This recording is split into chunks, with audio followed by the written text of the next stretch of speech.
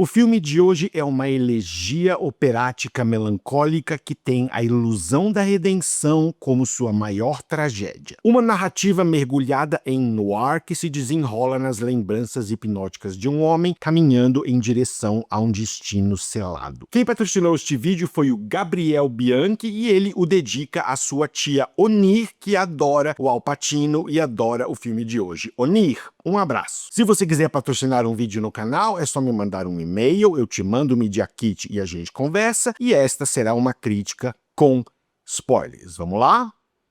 You a gangster now. Vamos lá.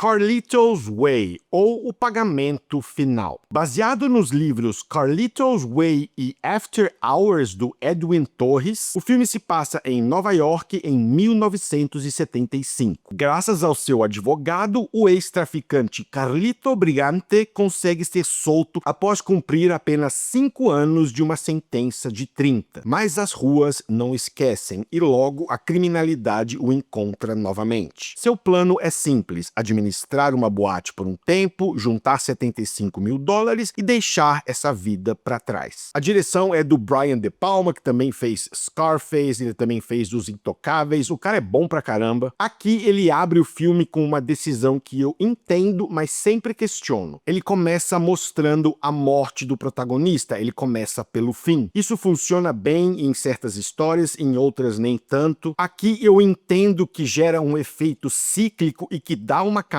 adicional ao filme. Ao invés de focar no o que vai acontecer, ele foca no como e por que isso aconteceu. Essa estrutura faz com que cada decisão do protagonista tenha um peso emocional mais trágico, porque você sabe que foi tudo para nada. É um efeito quase poético, você se pega torcendo contra o inevitável. E eu gosto desse efeito, ele faz com que você aprecie aqueles últimos dias. Mas eu sempre imagino como seria o filme se ele começasse na cena do tribunal. Eu acho que teria um efeito dramático muito bom, ele deixaria aquela sequência na estação de trem, que já é sensacional, melhor ainda, porque ao não saber o destino do protagonista, o espectador se permitiria torcer por ele. Quando ele tá lá correndo, avista Gale de longe, solta aquele sorrisinho e você pensa, ih, será que vai dar? A maioria dos capangas estão mortos, tem um que ainda tá atrás dele, mas ele tá baleado. É muito intenso, mas lá no fundo você sabe que não vai rolar. Então eu sempre imagino, se esse elemento fosse retirado, o impacto emocional que teria essa sequência. Acho que seria maior ainda. Mas o De Palma sabe o que tá fazendo, a direção dele é bem mais contida aqui do que num filme como Scarface, por exemplo. Ele tá mais interessado nos elementos trágicos da história do que no espetáculo. Cada movimento de câmera tem um propósito narrativo a serviço dos personagens. Cada silêncio tem mais peso do que uma explosão. É uma direção muito madura nesse sentido. A cinematografia do Stephen H. Burn banha o filme com um visual saturado, sombras densas e reflexos carregados de significado. Os espaços urbanos são transformados no labirinto emocional de um homem perdido. A sequência final na estação de trem é uma aula de construção de tensão, é sensacional. O De Palma estica o sufoco do espectador até o limite. Ele usa composições diagonais, planos longos, ângulos altos e desorientantes. O uso expressivo de espelhos e reflexos amplia a sensação de paranoia, de armadilha, como se aquele ambiente todo estivesse contra ele, como se ele simplesmente não tivesse chance. E isso sim é reforçado pelo fato de você saber desde o começo que o personagem morre, mas eu insisto que essa sequência seria ainda mais sufocante se você não soubesse disso. O azul fúnebre anuncia o espaço entre o limbo e a morte. Eu gosto muito da cena em que ele decide não matar o Benny Blanco, selando assim o seu destino. A câmera próxima, junto com a iluminação contrastada, simbolizam a tensão moral e o conflito interno do protagonista. A trilha sonora do Patrick Doyle é elegíaca, carregada de cordas e com um toque, mais do que um toque, de tristeza. Os temas recorrentes ecoam o desejo do protagonista de escapar da gravidade do passado. O roteiro do David Koepp, é Koepp que fala? É Koepp. É ao mesmo tempo rígido e poético, cheio de diálogos estilosos. Faber gonna kill you faster than a bullet.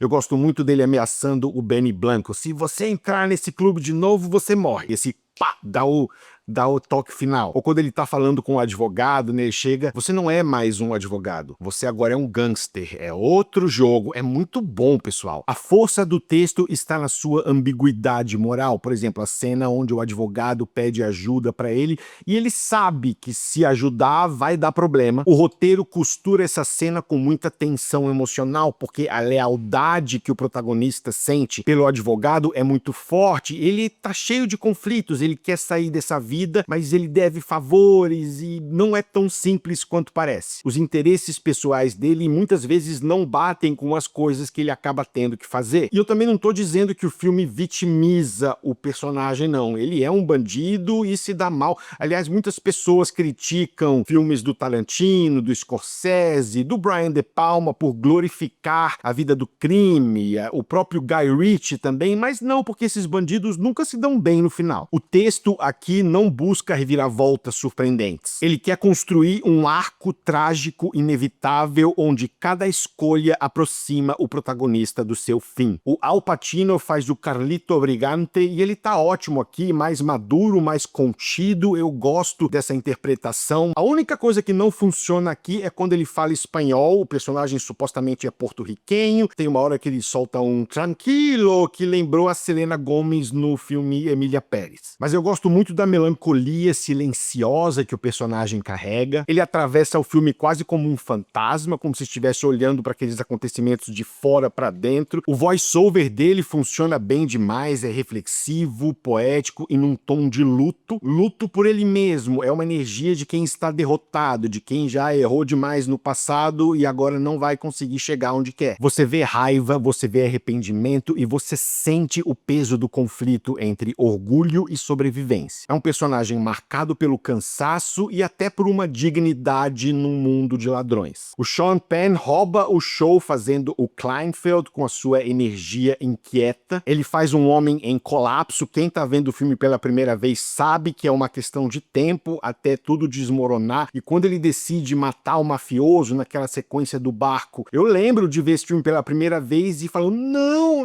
vai dar muito ruim. Sabe quando você sente o peso da consequência de uma ação? E ele tem uma morte muito satisfatória porque é um filme sem vilões e heróis, mas que tem aí alguma bússola moral em relação a quem é menos pior, digamos assim. E ele acaba traindo todo mundo. Então o Carlito vai lá, troca uma ideia, tira as balas da arma sem ele perceber, e na hora que ele vai se defender, quando ele percebe, ai, é muito bom, aí corta para o Al Pacino jogando as balas no lixo falando, adiós, counselor.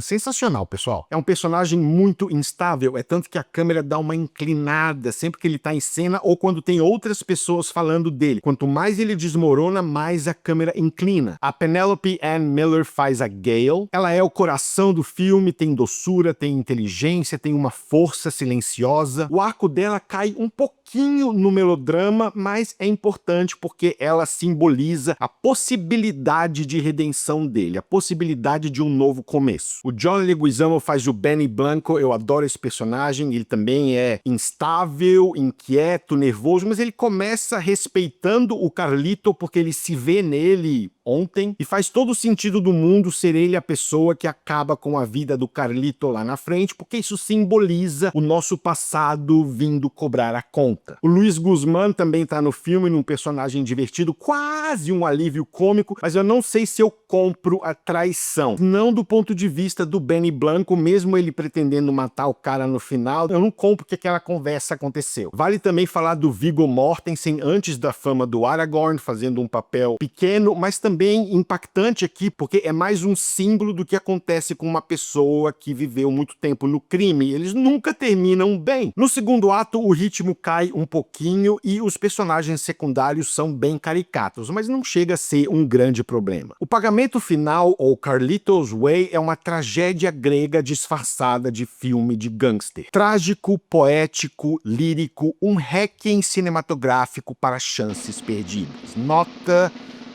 9,6. Gabriel, obrigado pelo patrocínio. É isso, pessoal. Um abraço. e até a próxima.